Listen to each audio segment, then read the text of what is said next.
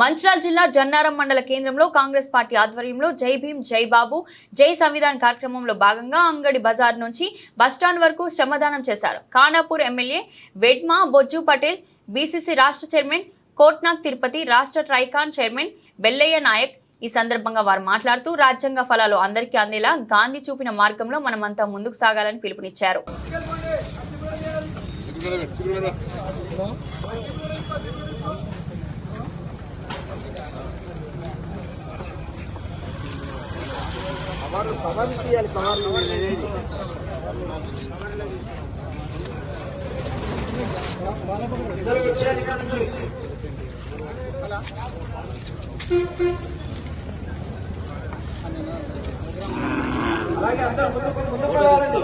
Good morning.